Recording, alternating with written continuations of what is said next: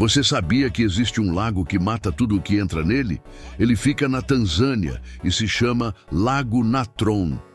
A água dele é tão alcalina e quente que pode chegar a 60 graus e tem o mesmo pH da amônia.